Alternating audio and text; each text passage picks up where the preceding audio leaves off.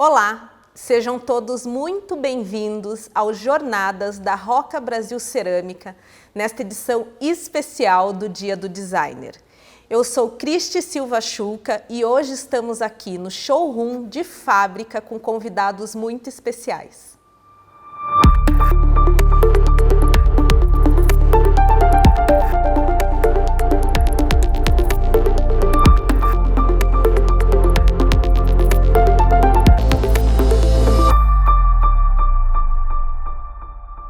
É uma delícia poder receber pessoas tão incríveis pessoalmente e juntos fazermos uma viagem pelo universo do design.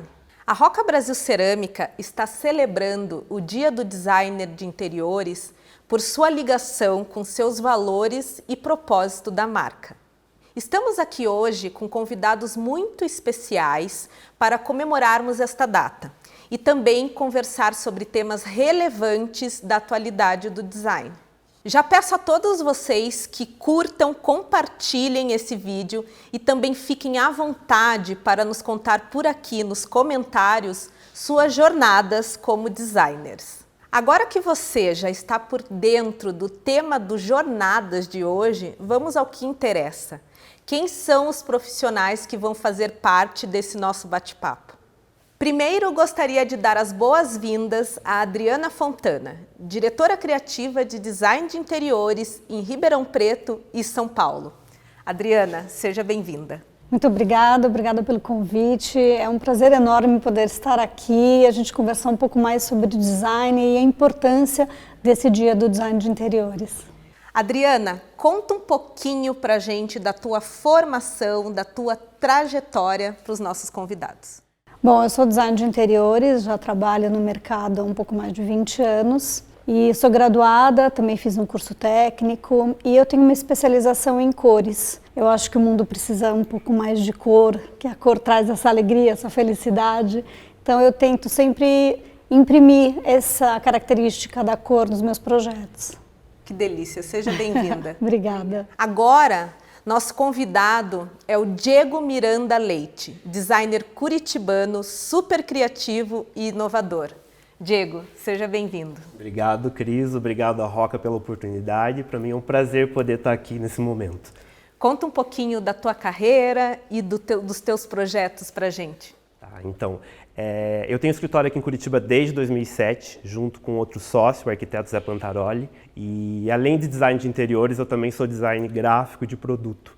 Então, isso acabou virando o nosso diferencial, Sim. Sabe? O nosso escritório ele acaba atuando desde ali da criação da marca do cliente até o projeto de interiores, arquitetônico. Que legal. E essa aí é o nosso diferencial no mercado, que acaba aí nos destacando nesses anos aqui no segmento de Curitiba. Você já entrega o serviço completo, sim, né? Sim. Desde o estilo, da concepção, tudo. Eu e o Zé, a gente sofria um pouco porque a gente costumava falar que a gente não conseguia reconhecer um estilo de projeto na gente. Então, qual vai ser o nosso diferencial? Alguns vão para a área gastronômica, outros vão para a área de bar, Sim. E a gente não. A gente realmente ama fazer tudo, desde residencial, comercial, corporativo. E essa forma de trabalhar multidisciplinar em todas as áreas da arquitetura e do design acabou realmente sendo aí o nosso diferencial no mercado. Então, realmente, a gente trabalha com paixão em todos os projetos e tenta aí mesclar todas essas áreas da melhor forma possível. Ai, que bacana. Vocês já perceberam que hoje o Jornadas vai ser animado. E nossa terceira convidada de hoje é a Ellen Giacomitti. Ellen, seja bem-vinda. Muito obrigada Roca pelo convite, é um prazer imenso estar aqui, compartilhar um pouquinho, né, do que a gente vivencia no dia a dia. Tenho a formação em design de interiores há 13 anos e a minha ponto de partida no escritório é muito a paixão pelo revestimento e iluminação. Então ele é a entrada da criação dos projetos, que eu acho que isso facilita muito e ajuda a entender o sonho dos clientes, que eles acabam vindo no escritório com essa expectativa e cabe a nós, designers de interiores, filtrar todas essas informações que a gente recebe muito, então está muito globalizado, com redes sociais, informações, e às vezes o cliente chega meio perdido. E a gente tentando e conseguindo filtrar isso, É mágico demais, é uma paixão muito grande, como o Diego já comentou, que faz parte da gente, então não é aquele trabalho que você diga pesado, não, é um prazer imenso você participar da vida das pessoas, entrar nas famílias, que você acaba sendo um membro da família, né? Participa batizado, casamento, você acaba interagindo, isso é mágico demais, você ter uma profissão que te proporcione tudo isso. Que bacana. Porque justamente é isso, né? Essa paixão pelo que faz com que as pessoas sintam isso. Exato. Né? E elas querem que você faça parte da vida delas. Seja bem-vindo. Obrigada, obrigada. E para fechar nosso grupo de hoje, eu trago a Lilian Santos, fundadora da Escola de Acabamentos. Lilian, bem-vinda. Estou muito feliz de estar aqui também, muito obrigada pelo convite. Eu sou designer de interiores também, tenho como formação. E diferente deles, por isso que eu falo, cada um tem a sua jornada, que até o programa aqui, eu acabei indo para outro caminho. Eu fiz design de interiores e me virei especialista em revestimentos. Que bacana. Criei uma plataforma chamada Revestindo a Casa, que hoje alcança milhares de pessoas todos os meses, e também criei a Escola do Acabamento, que é um curso para arquitetos e designers e estudantes se especializarem na área de acabamento, essa parte mais técnica mesmo, aprenderem a revestir aí sem tanto perrengue. Que bacana, Lilian. Seja bem-vinda. Então vamos lá? Vamos começar? Vamos começar com a Ellen. Ellen, como que você vê o design e a sua importância hoje? O design de interiores, ele é uma profissão nova, podemos dizer, né? Ele vem ali de uma leitura de arquitetura antiga e a nomenclatura específica de design de interiores, até você formatar isso para os clientes e eles entenderem que numa residência ou num projeto nós precisamos de várias etapas, nós precisamos de um engenheiro, nós precisamos de um arquiteto, nós precisamos de um designer de interiores, de um paisagista. Tem escritórios, né, que nem o Diego mencionou, que já proporcionam toda essa estrutura. E eu costumo deixar muito claro para os clientes no escritório que são fases de projetos que eles têm que ser incompatíveis. Mas especificamente no design de interiores, nós temos que ter uma leitura que não é simplesmente esse revestimento combina com esse MDF e com essa cortina. Não. Ela tem todo um estudo, tem todo um complexo a ser desenvolvido. Primeiro, um estilo que o cliente quer, o resultado, que muitas vezes eles chegam no escritório e nem eles mesmos acabam sabendo. Então, vai do teu feeling, fazer essa leitura mediante um briefing para você traçar. E na hora do teu projeto, não é porque eu, Ellen, acho bonito uma bancada na cozinha ter aí a pia e o fogão, mas sim explicar toda a ergonomia, todo o estudo do porquê do quê. Eu gosto de defender muito os meus projetos nessa linha de raciocínio. O porquê que eu escolhi esse revestimento num perfil ladrilho, entendeu? E daí nós acabamos neutralizando os demais elementos. Então, quando o cliente ele começa a entender essa percepção, né, que não é só o combinar, ele entende muitas vezes. Então, é a diferença de quando você encaminha um projeto com imagens e de quando você explica, sabe? Então, ele consegue entender toda a logística que eu costumo falar para eles. Você está sentado aqui, qualquer perspectiva que você olhar se torna aconchegante. Porque essa é a diferença de quando você vai apresentar a sua casa para familiares ou meramente conviver nela. Sim. Então você se identifica ali. Eu acho que o design de interiores ele compreende toda essa área, né? Então é muito gostoso você ver essa evolução durante os anos, sabe? Então vão surgindo elementos novos, estilos, e nós temos que sempre estar na frente de tudo isso. Então, o porquê que agora a nossa paleta não é mais aquele marrom com bege? Então, eles acabam acompanhando rede social e eles vão vendo, eu quero isso, eles já vêm, né, com as imagens. Então, cabe a nós mostrarmos que algumas referências nós podemos usar dentro da realidade deles. Entendeu? Então, eu posso usar a paleta cinza que estamos vivendo, mas não de uma maneira fria e gelada que a cor nos mostra, né? Então, que nem aqui no showroom a gente pode ver que a gente tá com essa paleta, mas a gente traz a cor junto, traz uma referência. Então, se ele vai olhar de repente esse ladrilho numa loja, num home center, ele, jamais, quem usaria isso? Mas numa composição bem defendida, ele ama. E acho que essa é a função do design de interiores. E essa tua resposta coincidiu muito com o que eu estava pensando, que seria a minha próxima pergunta. Você percebe a evolução do design nos seus projetos? Muito, porque o cliente antigamente ele chegava, como eu comentei, naquela paleta marrom com bege, não vou usar, eu tenho medo. Eu não vou pôr uma poltrona verde musgo, não, eu vou enjoar. E hoje a gente consegue implantar essa evolução que você pode ter sim a tua poltrona verde musgo, você não vai casar com ela. Sim. Viva o momento, viva a intensidade do momento que você está vivendo e sinta-se em casa.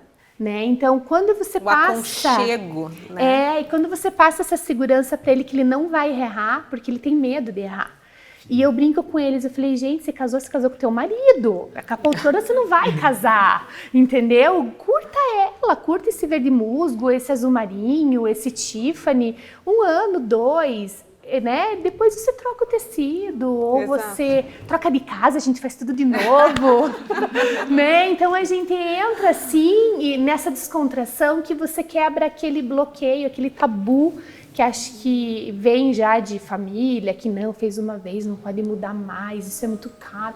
Não, eu acho que a evolução vem que eu posso mudar. Dessa mudança de paradigmas, né? De tipo que não ia dar para mudar, que aquilo é eterno, né? Que nem você brincou. Tipo, fica ali aquele... Não, muda, sabe? Daqui a pouco você reforma, as coisas estão mais acessíveis. Exatamente. Né? Então, acho que a evolução vai acompanhando o design. E assim como um closet, eu brinco com eles. Fábio, você vê um vestidinho preto, básico, lindo, mas põe um colar, põe alguma coisa igual a tua sala, teu sofá pretinho básico. Troca as almofadas, troca esse verde, põe um vermelho e já é outra sala. Então desapega disso.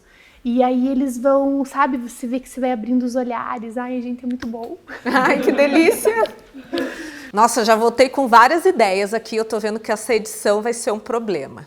Mas vamos continuar. Vamos falar com a Adriana agora, que trabalha em diferentes frentes. Adriana, conta um pouquinho como que é teu trabalho sendo especialista em cores. Bom, trabalhar com cor é uma paixão, né? É claro que exige um conhecimento maior e um envolvimento maior, né? Mas eu acho que a Lilian falou uma coisa que é bem importante, assim, é você mostrar o conceito para o cliente. Quando você explica de onde vem esse conceito, por que você está propondo um azul e um laranja e não um verde e um rosa, por exemplo. Por que isso? Isso tem que ter um porquê. Acho que é super importante quem está fazendo o projeto, quem está, sabe, elaborando aquele conceito, conhecer o cliente e trazer dele essas informações, né? Às vezes você tem um cliente que não gosta de cor e aí a gente respeita. Eu adoro trabalhar com cor, mas eu tenho que respeitar o meu cliente, afinal eu estou fazendo o espaço para ele viver, para ele trabalhar.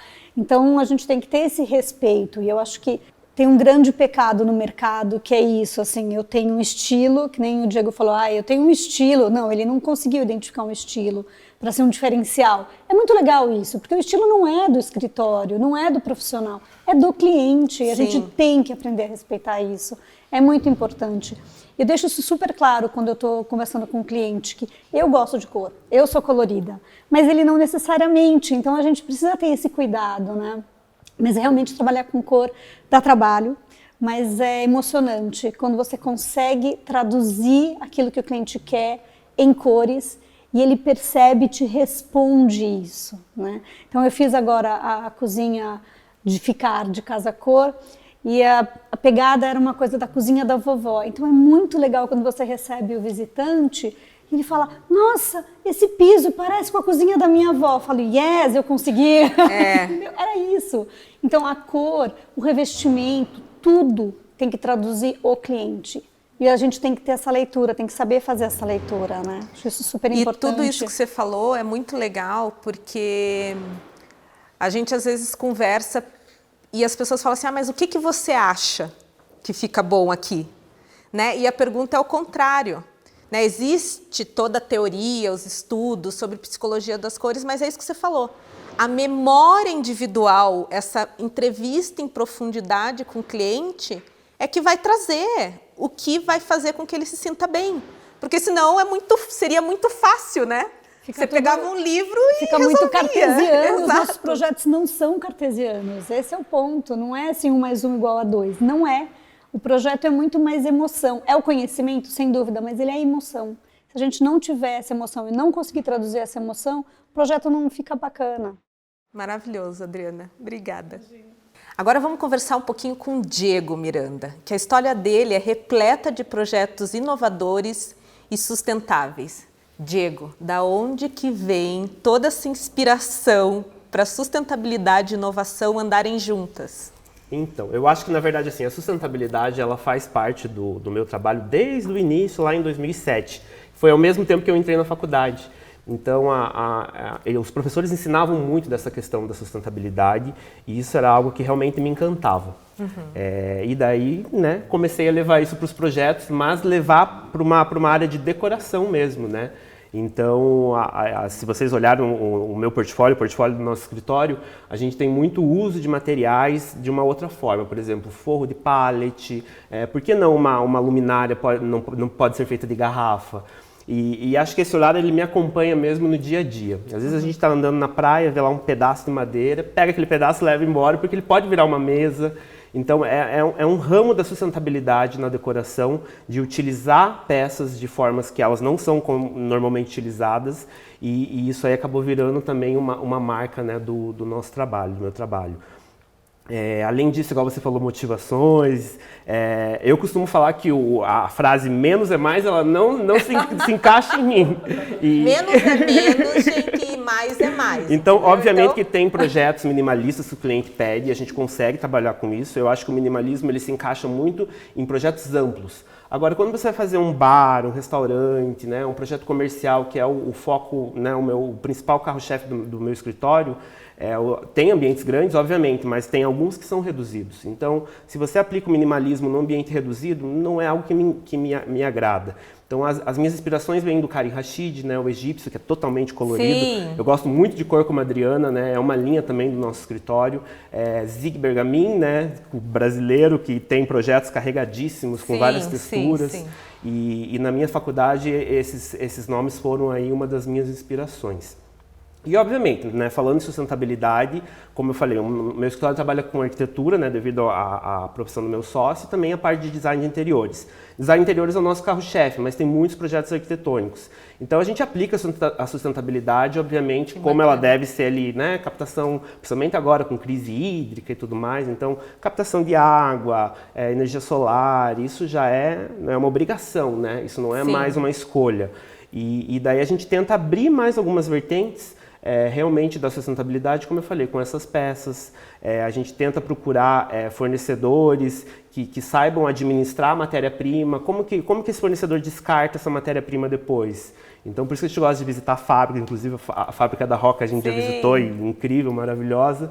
E acredito que essas vertentes da sustentabilidade são aí algo que realmente faz parte do nosso dia a dia. Além disso, eu acho que projeto social, ele também é um pilar, né, vamos dizer, da sustentabilidade. Então, eu sempre quis poder utilizar da minha profissão para beneficiar a população, as pessoas carentes e, ao mesmo tempo, trabalhar com algo que fosse, até certo ponto, artístico, né? Eu lembro que tinham vários professores que falavam que design não é arte. Eu discordo totalmente. Eu acho que sim, design é arte e poder utilizar da minha arte para beneficiar alguém através de projetos sociais que a gente tenta fazer anualmente, é algo que realmente me faz muito bem e coloca ainda mais essa questão sustentável dentro do meu histórico e do meu conceito e tudo mais. Isso que você está falando é muito bacana, porque a gente percebe, agora nesse mundo pós-pandemia, quando o ano passado a gente ampliou esse olhar de sustentabilidade, que é tudo isso que você está falando. É governança, é você entender teu fornecedor, é você olhar para o social, é você olhar para os materiais, não é só da onde é extraído, né? É todo esse entorno, é o ESG, que eu falo que já é algo que a gente tinha que ter sido mais educado para isso, né? E que você já faz. Então, super parabéns, né? Porque a sustentabilidade não tem como a gente deixar de lado mais. Não. Né? Então, esses Anteriormente conceitos, né? Ela era embrionária, o pessoal usava muito como marketing, principalmente quando a gente pegava projetos comerciais que a gente entrava desde o conceito do branding, né, que é a parte de papelaria, vamos dizer, o pessoal queria sustentabilidade como marketing. Mas agora a gente vê que isso não é mais uma questão, né, de marketing, Exatamente. tem que ser uma questão real. Não, e até porque, né, trazendo um pouquinho, ampliando esse olhar e falando, né, como profissional de marketing, as pessoas têm acesso. E Sim. muitas vezes as pessoas só queriam aquele greenwashing que a gente falava sem ser verdade. Então é muito legal ouvir isso, que é genuíno. Sim. E que você está entendendo que isso faz parte do todo, não é uma opção. Como você falou, politicamente, economicamente, enfim, está em vários pontos a sustentabilidade, desde o consumo de carne, de quanto usa de água para fazer um hambúrguer, até a produção de um revestimento. Então, é muito amplo. No ano passado, em especial, a gente fez um projeto a convite do Banco Santander, que ele tem uma veia, digamos que social, e bateu muito com a pandemia, né? Então, a ideia desse projeto em si era o seguinte: banca de jornal hoje em dia, a gente sabe que foi tudo pro digital, não tudo, né? Tem muita gente que vai lá e ainda compra jornal, compra revista, principalmente gibi, mas a forma de consumir notícia hoje em dia está na palma da mão. Então, como vamos salvar as bancas de jornais, Sim. né? Então, a gente desenvolveu um projeto junto com o Santander que agrega às bancas de jornal uma função. Então, tem lá a banca de jornal com manicure, tem lá a banca de jornal com floricultura. E isso é uma visão, até ao mesmo tempo, sustentável, né? Ela trouxe um novo fôlego para esses donos de bancas de jornal. Isso bateu muito com a pandemia, né? E esses trabalhos que fazem, assim, como eu falei, que é um trabalho que beneficia a população, é algo que realmente aí e ajuda todo a gente mundo, gosta. né? Ajuda o profissional. Ajuda o profissional. Ajuda outra profissão que também cabe naquele espaço. Sim. E ajuda a comunidade. É incrível. bem isso. Parabéns. Obrigado. E agora vamos falar com a Lilian. A Lilian é CEO de uma plataforma de educação incrível. Então vamos perguntar para ela como que foi essa ideia. Lilian, da onde que você teve essa ideia incrível de criar uma plataforma de educação pro segmento? Na minha formação de design de interiores, acho que todas as formações a gente pega tudo um conteúdo muito superficial, né, Cristi?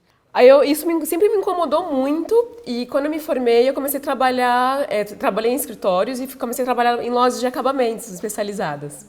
E eu sentia muito essa falta de todo o meu conhecimento, que eu sempre recebi muitos treinamentos, inclusive da Roca, sempre tive muitos treinamentos. Eu queria que os profissionais também soubessem disso, os arquitetos, todos os designers. E eu me incomodava muito de ver a quantidade de problema que acontece nas obras por falta de conhecimento técnico. E um problema, eu sempre falo, Cristian, um problema tira totalmente a estrutura de um profissional, Sim. porque você fica o dia inteiro ali resolvendo um piso que faltou, você fica ali preocupado porque às vezes você não sabe a especificação certa do piso e o cliente acabou escorregando. E aí eu falei, nossa, por que não montar uma plataforma? Começou com o Revestir na Casa, né, que é uma plataforma, e depois eu criei a Escola de Acabamento, para dar conhecimento técnico para esses profissionais, um conhecimento que eles não têm na faculdade. E como eu trabalhei durante muitos anos em lojas, eu adquiri todo esse conhecimento e, claro, estou sempre estudando também, me especializando cada vez mais. E aí nasceu a escola, hoje está na 3ª edição, e ela está se tornando cada dia maior, assim, e ajudando muitos profissionais, e eles falam que conhecimento técnico é poder. Quando você tem conhecimento técnico, você consegue falar com o empreiteiro, você consegue falar com o engenheiro. E nós, design de interiores, a gente precisa cada vez mais ter, que a gente não recebe muito essa base, sabe? E está sendo bem incrível ver como que transforma o conhecimento, sempre falo, conhecimento é poder e transforma a vida dos profissionais. Não, e é muito bacana você falar isso, porque vai totalmente de encontro ao momento que a gente vive, né? Muitas vezes o que a gente aprende em 2 anos já é outra coisa. Então, essa aprendizagem contínua, né? E você faz isso online, né? Você dá acesso, né? É muito fácil as pessoas terem acesso de um conhecimento que você falou que não está ali disponível para todo mundo, né? Sim, e tem a questão da evolução dos materiais, das tecnologias, por exemplo, os superformatos, né? Que a gente trabalha muito e muita gente está aprendendo a trabalhar com esse produto, aprendendo a especificar de maneira certa, para fazer um investimento correto para o cliente. Então, o profissional, a mão de obra, o vendedor, todo mundo tem que saber como Sim, que... todo mundo ganha, né? Todo Ganha mundo tempo, não gera estresse de obra, né? Então tudo flui de uma forma mais rápida. Eu falo, é uma época que a gente precisa ter muita mais saúde mental. E quando a gente especifica direito, a gente consegue ter mais tempo, né? Pra se divertir, pra curtir a família, pra pensar em outros projetos, ao invés de ficar resolvendo um problema de um projeto só. Sensacional, Lilian. Obrigada. Ah, obrigada. Agora, nós vamos fazer um bate-papo. Eu vou soltar alguns temas e a gente vai conversar com todos vocês sobre esses temas tão pertinentes no mercado atual. Então, a primeira pergunta que eu queria fazer para vocês: design no Brasil comparado com design no mundo. Quem começa? O Diego. Eu acho que o design brasileiro, na verdade, assim, a cada ponto do mundo eu acredito que tem uma linguagem de design, entendeu? Não existe um design mundial, existe um design brasileiro, um design japonês, um design... O design japonês é algo que me encanta muito porque ele é extremamente colorido, sabe? Com o chinês, acho que até o cenário do Round Six, né, que é a nova série aí do Netflix, ela mostra muito disso. Então, mas falando em especial o Brasil, eu vejo no Brasil muita textura e muita natureza. Então, imitando uma textura mais étnica, algo mais indígena, mas isso aplicado num tecido, num sofá, num vaso. Então, acho que essa linguagem do design brasileiro, da brasilidade, que a gente vê muito no trabalho do Marcelo Rosenbaum, por exemplo, e dos irmãos Campana, ela é a linguagem do Brasil para o mundo. Mas, enfim, a gente tem aqui dentro também uma coisa regional. Então, por exemplo, atuando aqui em Curitiba, no sul, a gente faz projeto muito em tom de bege, tom de cinza. E quando a gente vai fazer um projeto lá para cima, é tudo muito mais colorido. E isso não só no projeto de interiores, mas no próprio consumo de produto. Quando lança um carro colorido vai vender muito mais lá do que aqui. Então, a minha percepção de design brasileiro... Estilo, até pela colonização. Eu acho que ela segue essa linha mais natural, mais étnica, mais texturas e tudo mais. Que bacana. Eu acho que a gente tem que tomar um pouco de cuidado com aquela síndrome do cachorro vira-lata, sabe? Que o brasileiro tem. Sim. A gente sempre acha que o que é de fora é melhor. E a gente tem um design sensacional aqui. Premiadíssimo, Premiadíssimo. Né? A gente tem essa questão regional que é super importante, que tem diferenças enormes, né? Norte, Nordeste, Sul, Sudeste. É enorme a diferença, né? Então a gente tem que tomar muito cuidado com isso, porque a gente tem pessoas incríveis que inclusive a gente exporta, né? A gente não pode esquecer disso, a gente exporta os nossos designs. Então, é importante a gente ter essa base, né? Que a gente está aqui, que a gente faz muito bem o que a gente está fazendo. A gente ainda tem um caminho longo pela frente, mas a gente já está fazendo um trabalho maravilhoso. E é legal esse olhar das regionalidades e da cultura que tem por trás, né? Porque isso também vale, né? Isso também vai dar... Né, que nem você falou dos orientais, é um pouco diferente quando você vai para os países escandinavos, quando você vai para a América Latina. Então, e Brasil, né? Isso que está falando, dimensões continentais, como que vai ser tudo parecido? Não vai. Eu acho que o Brasil tem muito trabalho manual também. Sim. Então, uma tia minha casou com um espanhol e quando ele vem para cá, ele fica apaixonado, sabe? Pelo trabalho manual, aquela forma de trançar uma palha, que é algo que lá fora a gente não vê muito, mas no Brasil tem essa questão, né? Lá fora a gente vê que o design ele é mais industrial, Sim. Né? E aqui não, a gente ainda tem o design artesanal, que é uma coisa maravilhosa e belíssima e talvez não seja tão explorado como a Adriana falou, deveria ser mais explorado isso e é o que agrada aí aos olhos dos gringos, né? Tem um designer até brasileiro que eu sou fã, é o Sérgio Matos, que trabalha muito bem nesse perfil que você acabou de mencionar, que eu acho que ele trabalha essa linha artesanal, mas com um ar muito sofisticado e com a presença nas cores. Então eu acho que já especifiquei muitos projetos que eu comento com os clientes, eu falei, mas você tem que pôr essa poltrona, esse balanço. Então as clientes já vêm, eu quero esse cantinho. Eu falei, então ótimo, mas nesse cantinho a gente tem que pôr o Sérgio Matos, sabe? Então a gente vai tentando, só que eu sinto muito, pelo menos no perfil dos clientes no meu escritório, que eles são assim, mas não tem um tipo Sérgio Matos? Falei, não, sabe? É aquela desvalorização do conceito daquele cliente. Então eu brinco com eles, não vai me parar no sinaleiro, né? Comprar o balanço. Mas também não desvalorizando esse trabalho, entende? Mas quando eu falo para eles que tem que ter aquela referência, é justamente para dar um fechamento, né? Que eu acho que é valorizar o design. E você vê a diferença no olhar, né? De quando você está vivenciando aquele ambiente.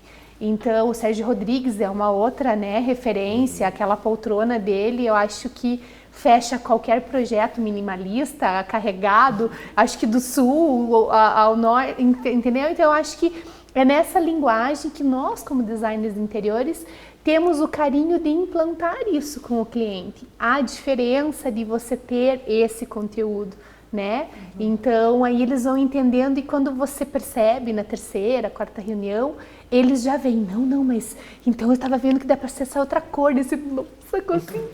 Conseguiu mostrar então, o valor do design. Exato, e aqui, né, nosso, né? A gente tem, acho que uma missão muito importante como designer, de ensinar ao consumidor final, porque eles não têm essa cultura. Nós brasileiros, infelizmente, nós não temos a cultura do designer, então a gente precisa ensinar, a gente tem obrigação de ensinar aos nossos clientes e mostrar aquilo que tem valor, entendeu? E não é valor financeiro, é o valor do design. Então o Sérgio é um excelente exemplo, porque ele é um cara que pegou todo esse design artesanal e industrializou. É sensacional o que ele fez. E é ele nisso tem que a as gente tem que chegar. inspirações, né? A Amazônia, as folhas. Ele tem e o enredo, isso, né? Já Ele juntando tem com conceito. outra coisa que eu estou pensando aqui. Isso a gente podia traduzir como design inclusivo, a gente trazer o artesão, Sem dúvida. essa colaboração das comunidades Total. e dar visibilidade, né, para o artesanato, que não é escalonável. Sim. E você Sem dúvida, escalonar sem dúvida. dando visibilidade para todo mundo, seria isso. E a valorização também, eu vejo...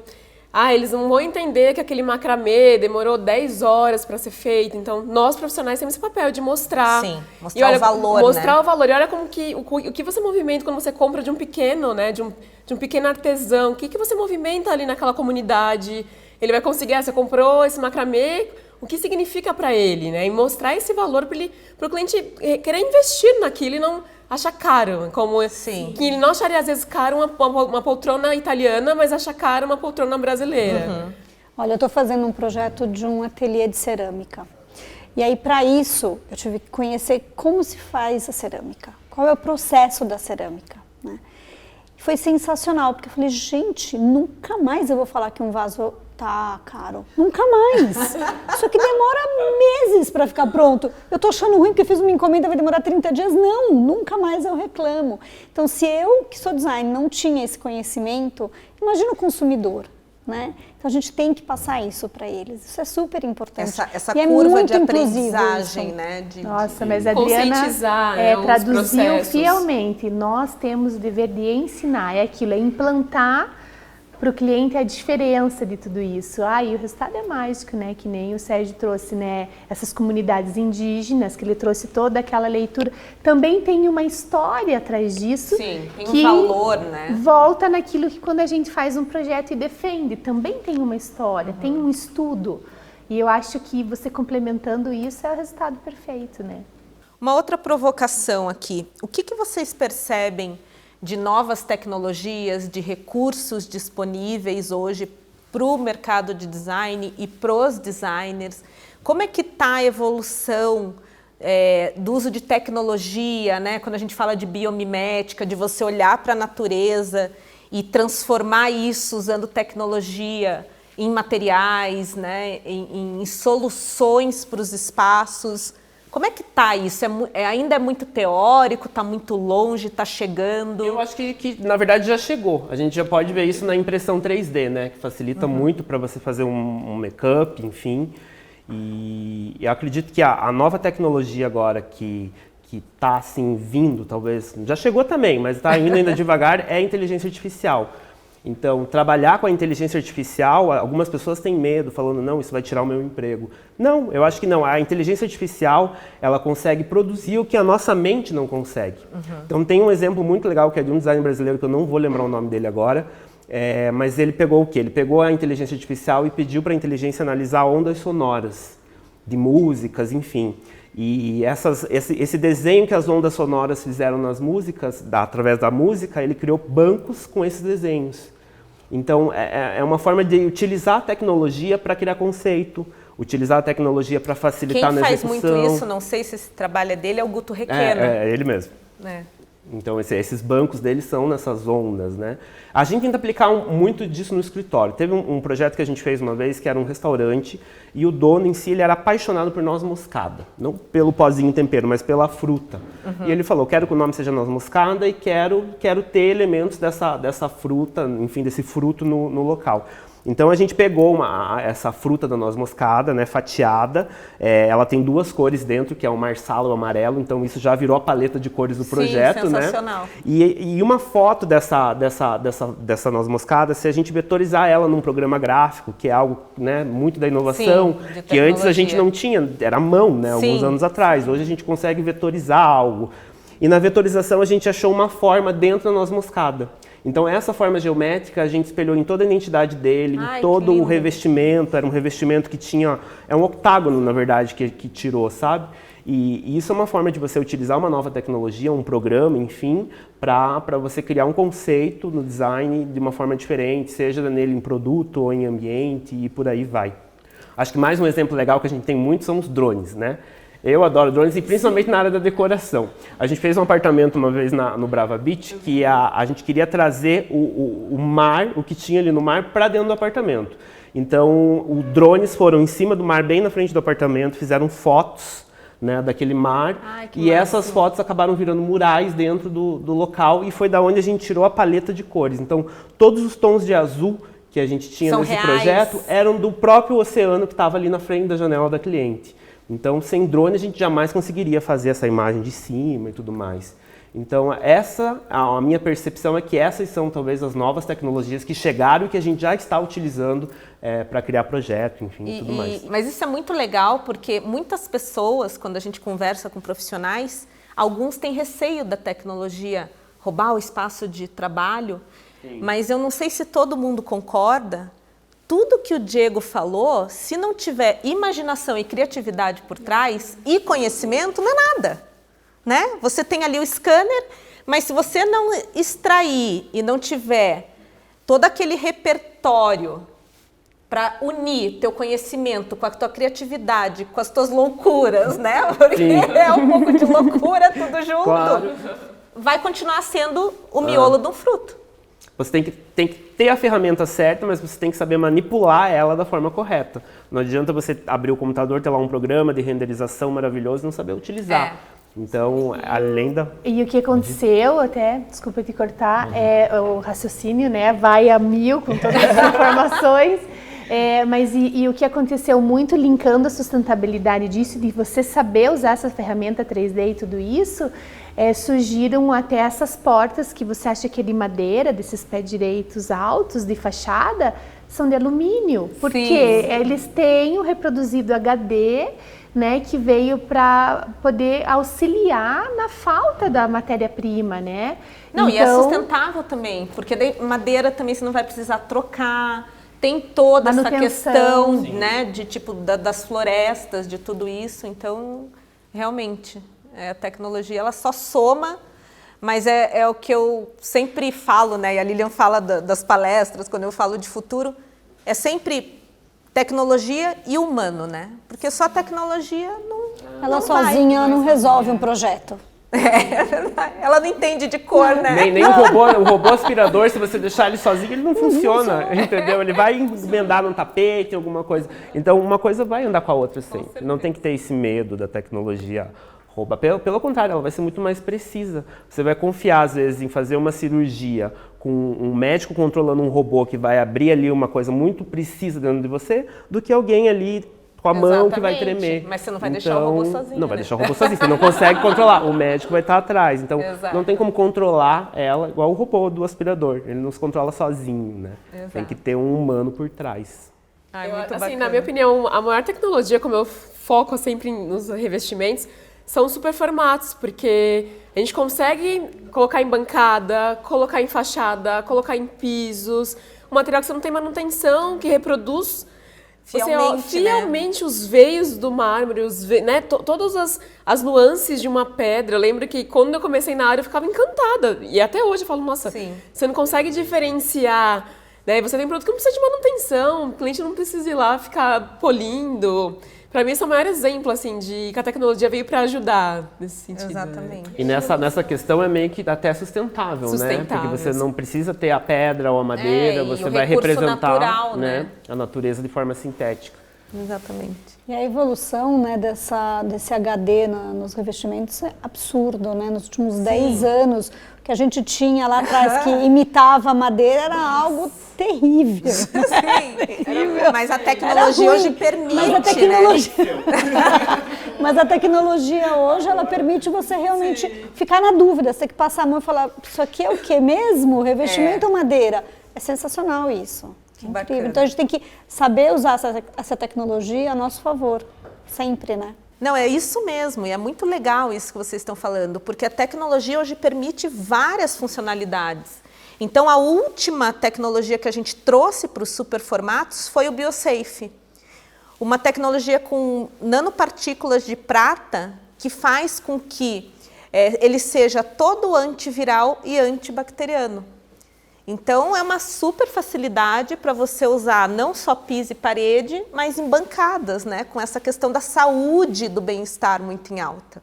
E como que vocês acham que o design ele pode mudar a vida das pessoas? Essa é fácil, né? Totalmente. Muda tudo. Muda como você usa o ambiente, né? Então, assim, se você faz uma residência, muda realmente a forma como você mora na sua casa.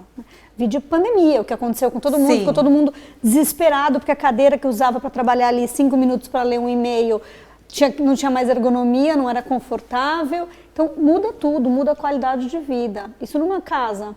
E num escritório ou num restaurante, por exemplo, muda a forma como as pessoas trabalham e consomem, né?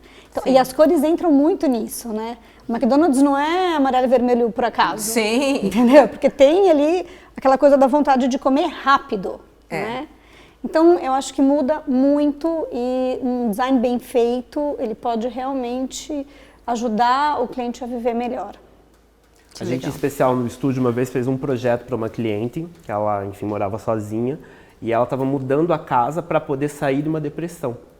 Então, quando a gente chegou, era uma casa, né, muito na linguagem do que a gente tem aqui em Curitiba, enfim, cinza, bege, mais escuro, e a gente chegou e trouxe cor. O primeiro estudo a gente trouxe muita cor, ela falou muita cor. Mas daí no segundo a gente foi pontuando uma paleta mais suave e ver ela no final agradecendo a gente e falando que estava conseguindo sair da depressão através do projeto que a gente fez. Olha que legal. Mostra muito a questão dessa pergunta que você falou.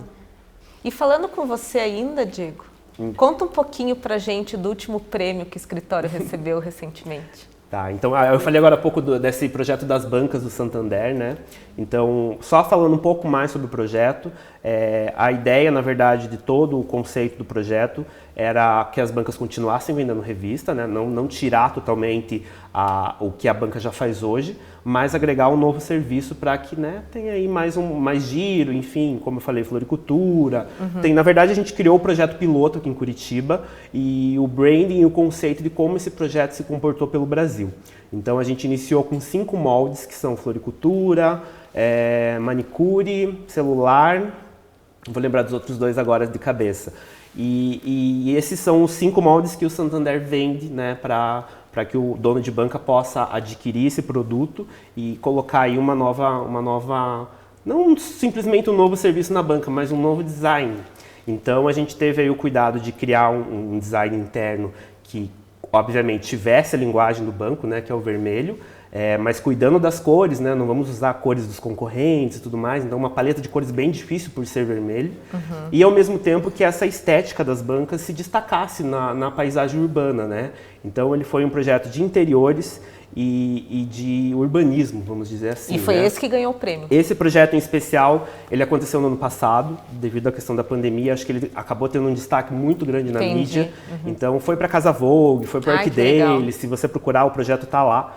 E no começo do ano agora a gente foi nomeado pelo ArcDaily com esse projeto como obra do ano. Então foi um dos projetos nomeados como obra do ano. E agora, em agosto, a gente teve aí a felicidade, o projeto também foi para Cannes, né? Tem o Festival de Cinema de Cannes, mas algumas semanas antes tem o Festival de Criatividade de Cannes. E a gente ganhou aí 2 Leões de Prata com o projeto. Meu Deus, gente, desculpa. Meu convidado, né, do Jornadas, né? Do mundo para Roca. Então foi um projeto muito legal, obviamente, ele abriu milhares de portas pra gente e fez a gente enxergar o mercado de uma outra forma mesmo, sabe? E atuando você em vê outros assim, né, lugares. quando você fala, ganhar um prêmio de criatividade com algo, eu não vou falar, é simples no sentido de ser acessível para todo mundo. Sim. Né? Então não precisa ser aquele projeto que ninguém vai ter acesso, ninguém vai ver. Não, é um projeto urbano, né, bem construído, bem resolvido. E tá aí, parabéns. E teve aí esse destaque. Muito obrigado. Nós estamos extremamente felizes. Assim. Esse ano em especial, a cerimônia da Semana de Criatividade foi toda online. Então a gente estava lá de manhã, daí o pessoal do banco mandava. Ganhamos o primeiro. E a gente já ficou bem, né, maluco de feliz. Daí lá, depois do almoço, eles mandaram. Gente, veio o segundo. Nossa. Então, na verdade, assim, quando o pessoal compra esse produto do banco, ele vai fazer um financiamento, obviamente, com o banco. E enquanto esse processo está acontecendo, existe um painel dentro da banca que fica passando propaganda. Então ele se destacou em publicidade, ele se destacou em design. Sensacional. Enfim, são 400 bancas mais ou menos já espalhadas pelo Brasil nesse conceito aí do agente banco. Show. Agora vamos perguntar para a Lilian, a empreendedora da turma. Como que é ser mulher e empreender no Brasil nos dias de hoje, Lilian? Nossa, é muito desafiador, muito desafiador. Eu acho que todo mundo fala quando a gente é chamado de louco, a gente tá no caminho certo, né? Eu lembro que quando eu falei assim, gente, eu era vendedora ainda, vou criar um blog para falar sobre revestimentos. Você é maluca? Tem que criar um blog para falar de tudo. Eu falei, não, vai ser sobre revestimentos e vai ser com um jeito mais técnico. E ver que começou com um blog e a proporção que tomou, que está tomando. Hoje eu sou colunista da Casa Vogue, alcanço milhares de pessoas todos os meses. Hoje eu tenho uma equipe, eu era sozinha, hoje eu tenho 7 pessoas na minha equipe. Que bacana. Que me ajuda com a questão da escola do acabamento, com a produção de conteúdo. Então é desafiador, né, no Brasil, no meio desse turbilhão de coisas que a gente está vivendo.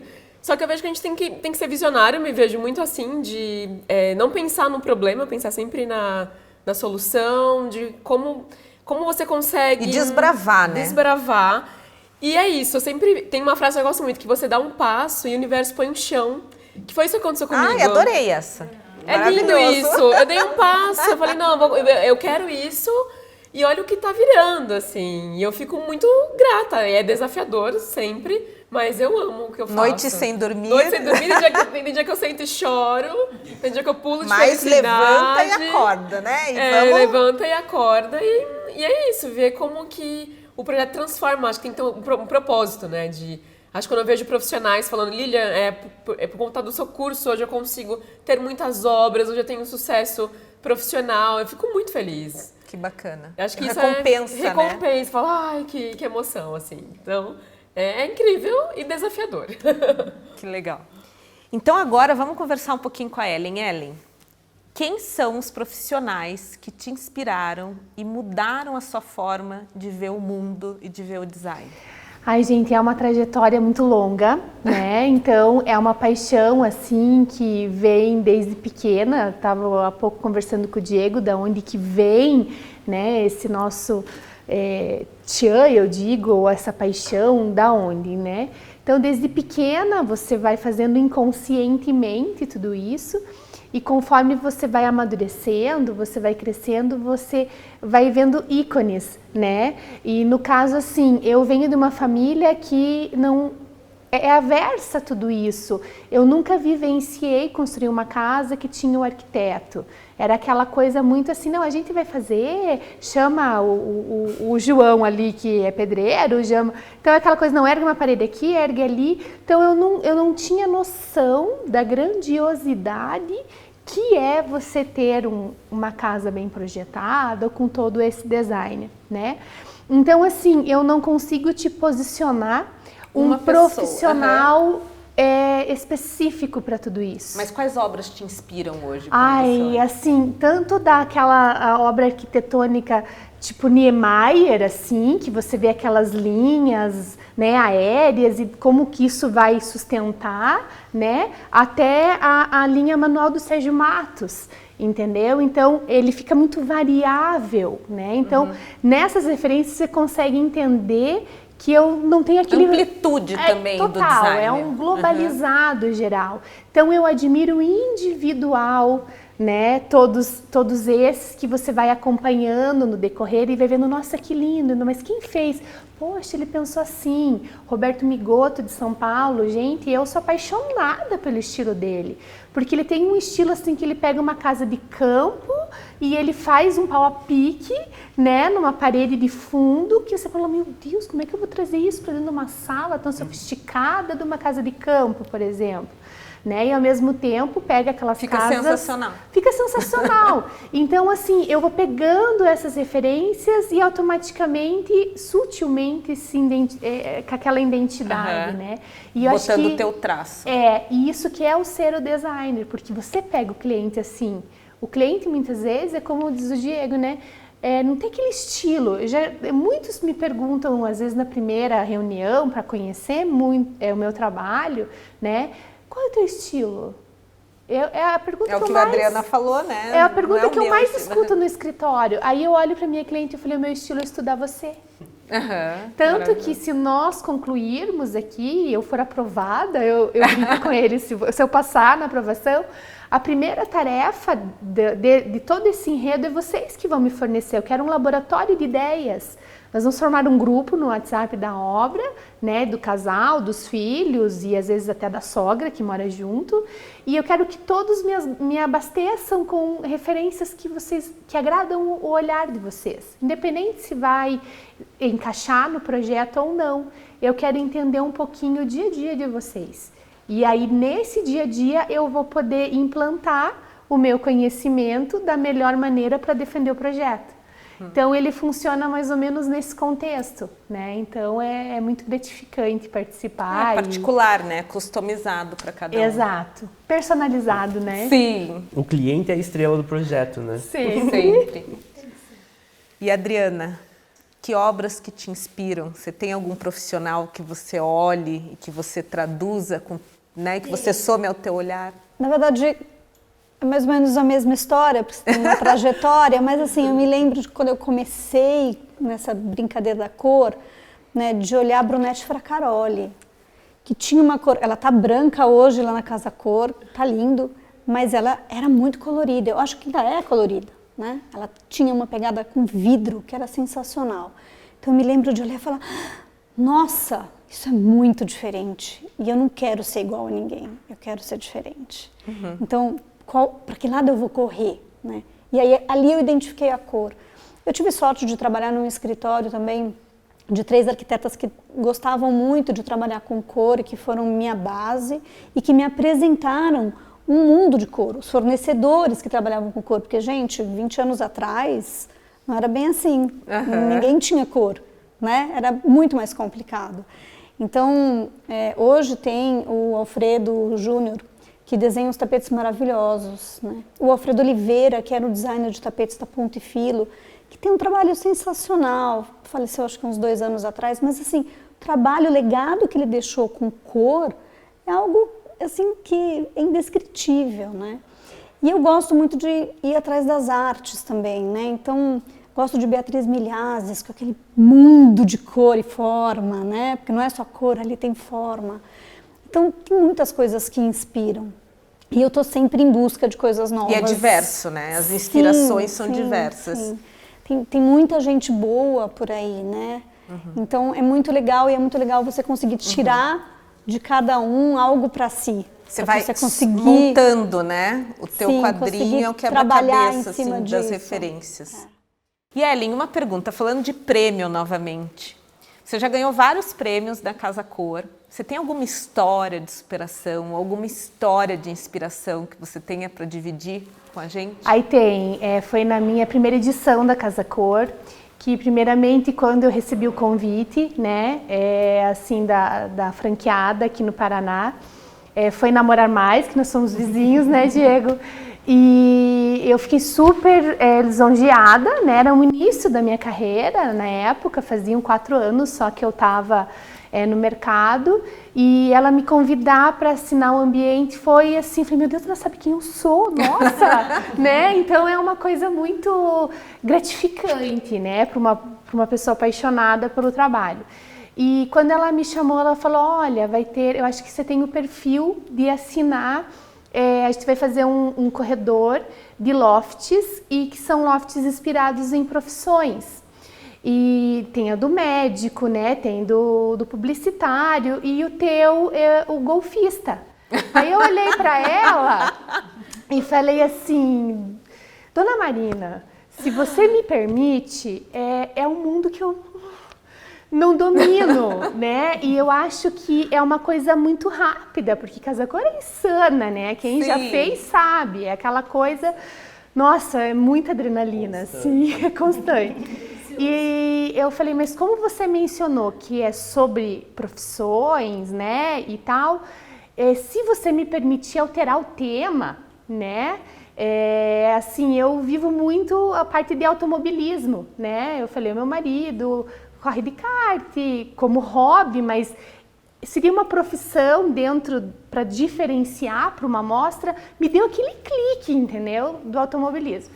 Ela olhou para mim, tá bom, então pode ser, né? Daí, naquilo foi muito perto de onde eu fui me meter, né? Mais ou menos, falei, meu Deus, né? Aí foi muito final de ano, Natal e Ano Novo, e até o final de janeiro eu tinha que entregar o projeto. E eu fiquei matutando, falei, meu Deus, que besteira que eu fui fazer, o que eu vou fazer, automobilismo não, masculino, enfim.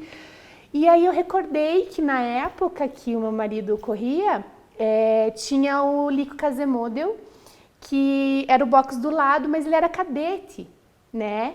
E ele estava na Fórmula Porsche, ele é de Curitiba e ele estava vindo para Stock Car naquele ano, por acompanhar as notícias, né? Aí eu falei pro meu marido, falei, amor, liga lá, né? Você tem que ter o contato dele. Eu não vou me meter e no tal. Daí eu falei, puxa, rede social, né? Eu falei, é uma coisa que eu quero, já pensou que legal, né? Aí, porque eu precisava ter um cliente, gente. Eu não ia conseguir fazer aleatório. Então, porque como os meus projetos eu me inspiro no meu cliente, eu estudo a família, eu ia estudar quem? Carro, entendeu? Aí eu falei, o Lico, eu peguei e mandei um textão pra ele, foi dia 17 de janeiro. Olha, eu sou esposa do Emerson, assim, assim, assado, desculpa te incomodar, aquela formalidade. E todo dia eu ia lá, falei, meu Deus, o menino não me respondeu. E aquilo, eu precisava entregar o projeto. Preciso achar um golfista, né? Eu falei, quase, né? Aí, de repente, gente, 10 dias depois ele respondeu, eu quase infartei. Eu lembro que eu estava dirigindo, eu dei um grito, assim, que o senhor do lado olhou. Eu falei, não, tá tudo bem, tá tudo bem. E aí ele falou, não, podemos marcar uma reunião. Nossa, fui na reunião, né, daí eu expus para ele o que eu comentei com vocês.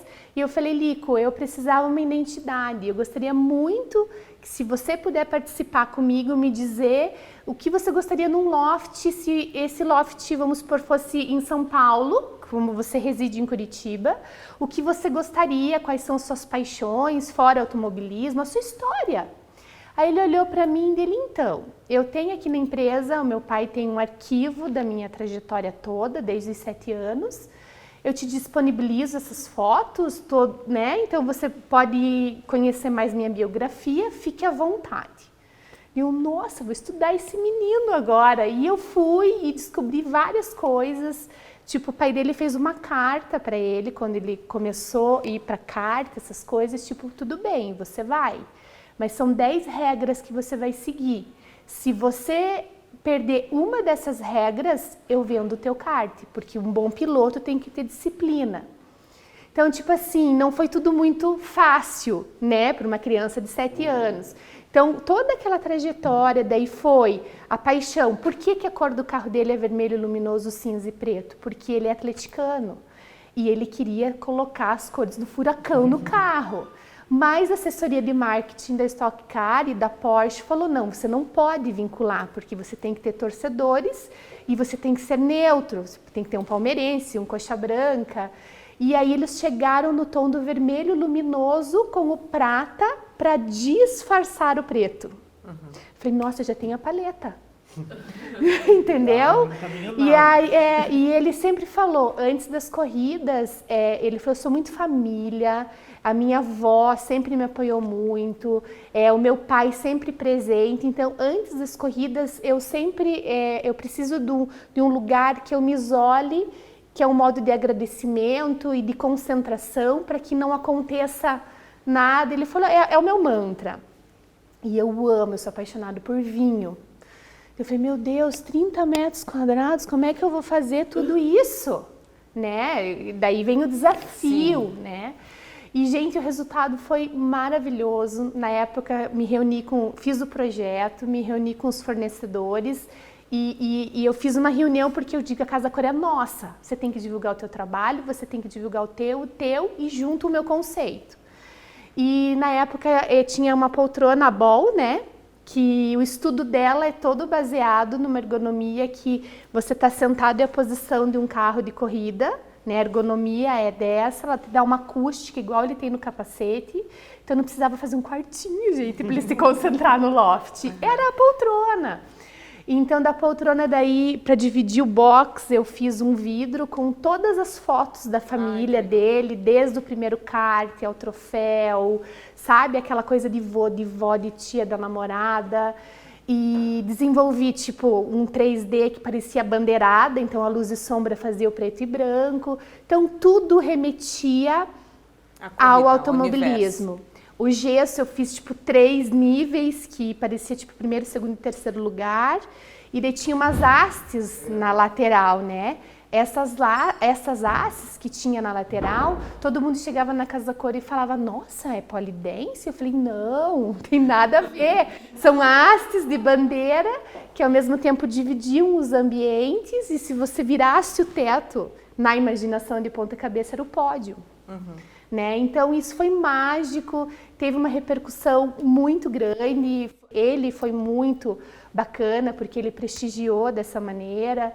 Aí teve o resultado, né, da execução nota 10 da Casa Cor, e eu fiquei, meu Deus, primeira Casa Cor, já ganhando prêmio, não cai, ninguém me aguenta, né? Mas, sabe, foi uma sucessão, foi capa da edição da Casa Sul, o projeto. Então, tipo, teve uma repercussão que nem eu almejava, eu acho, entendeu? E foi muito gratificante. Então, eu acho que eu digo que é o meu projeto queridinho desses 13 anos. E é um projeto que marcou muito, acho que foi um divisor de águas na minha trajetória, sabe? Então, eu tenho um carinho muito grande por esse projeto. Então, acho que eu posso... a história, né? Mas agora você falou para ele que o vermelho luminoso lá, né? Era do Atlético, vai dar problema. Abriu o segredo. Ai, meu Deus, então, contei segredinho. Mas é legal você entender, né? E as pessoas Sim, o que tem por trás, né? Que é tudo um processo, né? E as pessoas que estavam lá, elas sentiam, acho que essa energia. Ele deixou os capacetes, macacão, né? E eu lembro desse espaço. Lembra? Tinha uma vibe bem gostosa. Né? Acho que eu morava lá, né? Se deixasse eu dormia lá e eu nem ia embora, porque eu vivia muito tipo, eu sou tipo Lico aqui, vou curtir esse cantinho. Então foi muito legal. E Adriana, qual que foi teu projeto mais desafiador depois dessa história? Também Casa Cor. Na verdade, ano passado a gente não teve a edição de Casa Cor, mas eles criaram janelas Casa Cor, né?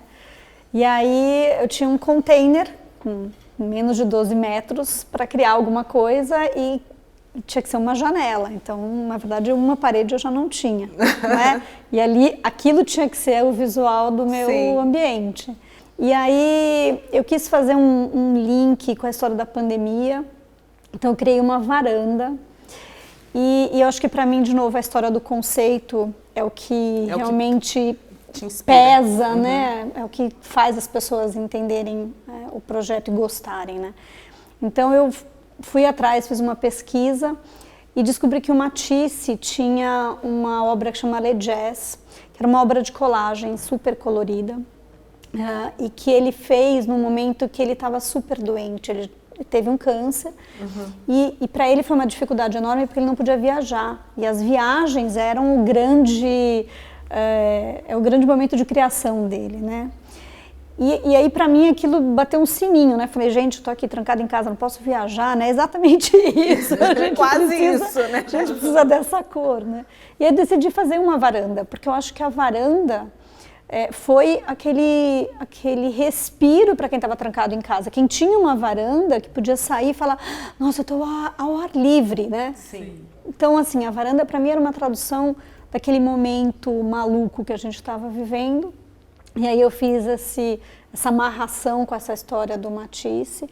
Mas foi difícil, um momento difícil mesmo de fazer, né? De fazer os fornecedores, esse mercado super aquecido, de fazer os fornecedores investirem num projeto pequeno, né? Tipo 12 metros, não tinha 15 metros ali, super pequenininho, ainda comprido, né?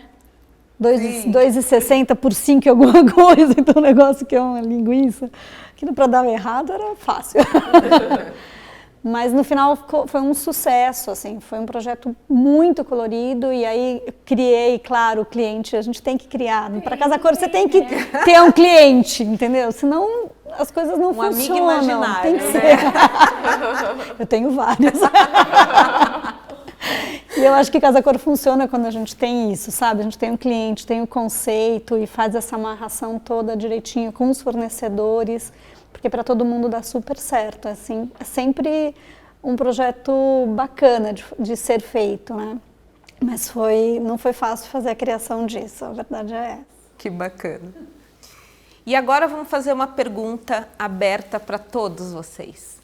O que levar em conta na hora de especificar um produto, um material, uma marca? Lilian, quer começar? Você que ensina muito isso, esse passo a passo para o pessoal? A primeira coisa que a gente já falou muito aqui hoje é entender o cliente. Eu falo que a gente tem que ler a alma do cliente.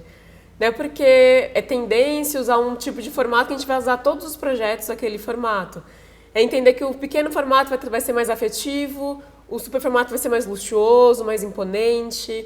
Qual sensação o seu cliente quer ter quando ele entrar naquela casa? E os revestimentos conversam muito com isso. Então, eu vejo que essa é a base para começar uma especificação e entender até o tipo de material que você vai usar, se vai ser né, uma textura mais rugosa, de ar externo, uma mais lisa, entender as necessidades mesmo, né? E ler essa alma do cliente. Eu sempre chamo isso de briefing sensorial aqui na escola. Muito legal. Que bacana. Adri? Eu acho que tem essa questão muito forte da qualidade. A gente precisa, né, ter essa sensação de que você vai sugerir um revestimento, um piso, mas que aquilo vai ser realmente bacana, porque ele não vai ter problema, que não vai quebrar, vai durar. Isso em tudo, né? Acho que a gente está colocando o nosso aval quando a gente sugere. Você está assinando embaixo. Então você tem que ter uma empresa que te dê essa segurança, sabe? Essa qualidade, esse equilíbrio custo-benefício, né? Que também não pode ser um negócio... Né? Eu costumo dizer que eu não rasgo dinheiro, eu acho que o cliente também não rasga dinheiro. Então a gente tem que levar essas coisas em consideração, né? Eu, como falo de sustentabilidade, né, a gente sempre se preocupa com, como eu falei, com a forma com que isso é produzido.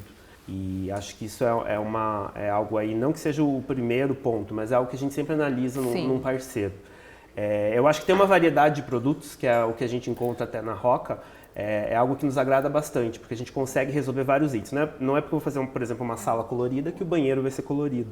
Então, ter uma marca que possa me proporcionar vários estilos, várias cores e vários acabamentos é bem fundamental. A qualidade é muito importante, eu acho que isso faz um pouco até da cultura do brasileiro. Sim. A gente pode ver isso na construção. Então, lá nos Estados Unidos, lá fora, é muita construção de drywall, sabe? Uma coisa mais rápida. E o brasileiro não, ele gosta do tijolo, do concreto, que às vezes não é nada sustentável, mas é aquela sensação de que está adquirindo algo de qualidade. Então, a qualidade de um produto realmente é sempre fundamental também na escolha aí da marca e do conceito. E acredito que é muito do que a gente encontra na Roca. Sim.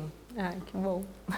E isso eu digo que a marca e a indicação no escritório é um tabu muito grande que a gente vivencia nos escritórios, acredito que vocês também, porque hoje o cliente ele está muito antenado, né? Ele dá um Google ali, mas por que você especificou a Roca, por exemplo? Vamos pegar. Por que tem que ser esse revestimento Ascortem da Roca?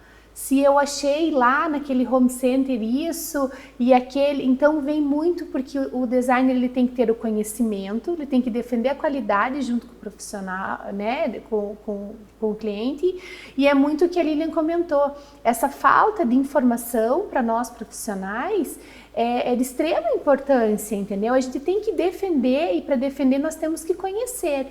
E o cliente ele se julga e se intitula muito leigo. O que eu mais escuto no escritório, mas é que eu sou leigo. Né? Então, às vezes você evita retrabalhos e problemas em obra, né? Então, por exemplo, então ele comprou o Ascortem que ele viu no Google e não era o especificado pelo escritório. Então, por mais que você defenda, ele fica com o pé atrás, mas a hora que ele sente na pele, ele olha para você e fala, eu devia ter te escutado, porque piriricou tudo, foi cortar, trincou, eu perdi muito mais peças, agora eu não acho mais o produto, porque eu comprei um lote lá de feirão, né, de determinado home. Então, é complicado, mas a partir disso, dele olha, poxa, eu olho para ele e falo, você tem um profissional aqui, eu estou aqui para lhe ajudar, e não para te dificultar, no custo-benefício. Então, se você vai ter uma qualidade, você vai ter um assentador que vai... É uma coisa que vai efeito dominó. Então, ou ele vai para cima, ou ele despenca. Então, nós profissionais temos que ter, sabe, essa consciência de defender mesmo o projeto.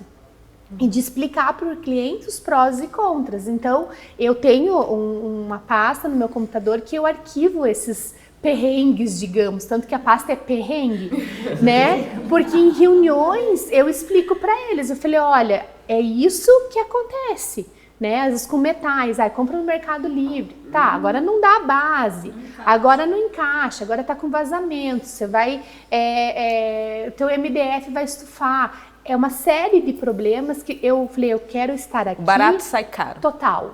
E eu falo para eles, eu quero estar aqui para quando você for fazer outra casa, você lembrar de mim e não ter raiva. Porque eu estou sabendo te orientar, né? Mas a casa é sua e você está livre, né? Mas eu acho que é minha obrigação fazer isso. Então eu acho que é aquela psicologia, né? Que nós temos que ter e que faz parte e acho que fortalece daí o teu trabalho a longo prazo. E sabe uma coisa que eu falo sempre? O piso, o revestimento é um bem durável. Você não vai colocar e passa, sei lá, 6 meses, no caso do sofá que a gente estava falando. Sim. Enjoei. Então você tem que pensar na qualidade, pensar Total. Que é uma coisa muito que a Roca tem, como que a marca vai atender você. A marca tá junto, a Roca tá junto em todos os momentos. Eu falo que eu especifiquei Roca durante 7 anos e especifiquei para centenas de profissionais. Então, se acontece qualquer coisa, ela tá para te respaldar. Não adianta você só comprar porque é bonito e o respaldo depois. Então é isso, investir numa marca bacana para você ter segurança para o seu cliente mesmo. Que bacana. Bom, gente, e de tudo que a gente falou aqui, eu queria abrir agora, né? Passou rápido, mas eu queria abrir uma palavra final para vocês me contarem o que vocês sentem quando vocês pensam em design hoje. Pode ser clichê, mas eu acho que é paixão, como a gente falou, né? Inúmeras vezes, né? Eu lembro, assim, na 4ª série, na 5ª série, eu desenhava planta, igual eu estava contando para Ellen agora. Então, isso é algo que faz parte de mim, é uma extensão da minha pessoa, o design. Então, quando a gente fala paixão, né, propósito, as pessoas às vezes podem achar que é algo banal, mas realmente não é. A gente vive isso 24 horas. Mas eu acredito nisso, eu não sei vocês, mas, por exemplo, eu quando vou no restaurante, eu fico olhando a iluminação, o piso, parece que eu não estou até curtindo aquele momento porque eu estou trabalhando, eu estou pensando toda hora no que está acontecendo em volta. Então, realmente, para mim, é um significado de paixão mesmo. Jornada na minha vida é o design. Que legal.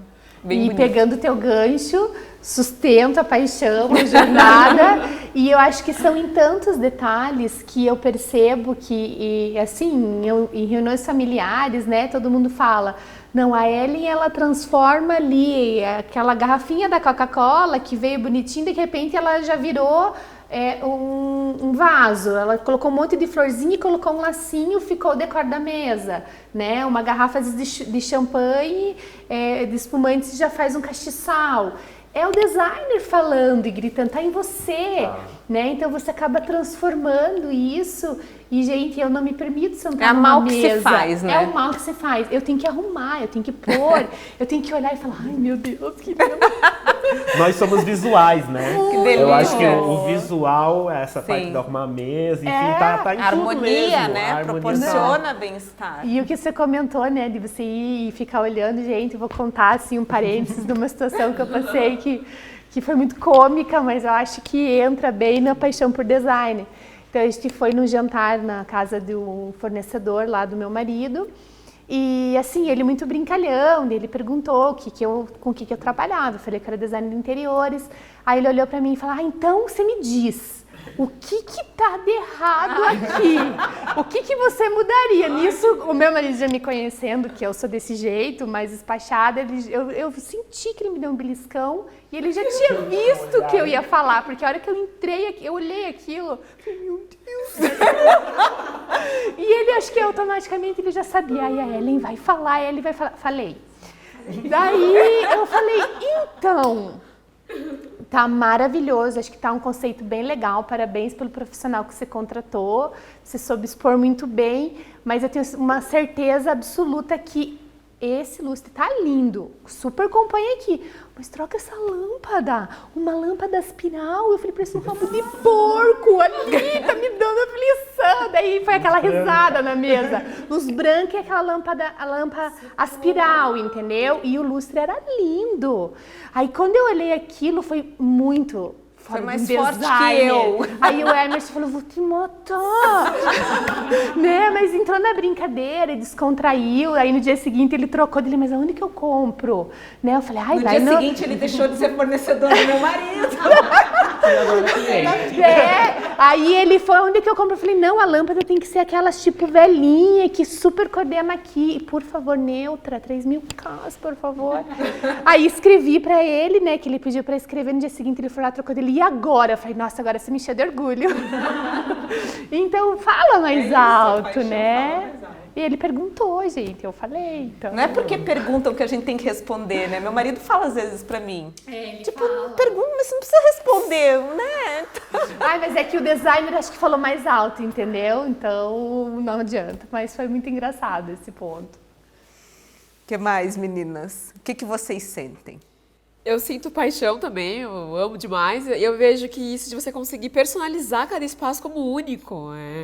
Eu falo, nossa, é muita criatividade você captar tudo que aquela pessoa quer sentir naquele ambiente, seja ela mais uma paleta mais neutra, colorida, trazer, né, o design afetivo e tudo que inspira ela e transformar. Para mim, design é tudo, assim, eu sou apaixonada também. Eu não tenho a menor dúvida de que quem trabalha com isso vive dessa paixão. Isso eu acho que é intrínseco a ser um design, eu acho que isso está no nosso sangue, né? Mas eu acho que está no sangue, está no coração, está no olhar, sabe? O design é uma coisa que ele te completa. Quem vive disso, vive completo pelo design. Ai, gente, fiquei até emocionada. Como é bom quando a gente trabalha, eu também super acredito, né? Quem está aqui por trás das câmeras sabe que eu sempre falo isso, também é clichê. Mas você tem que amar o que você faz, você tem que ser apaixonado.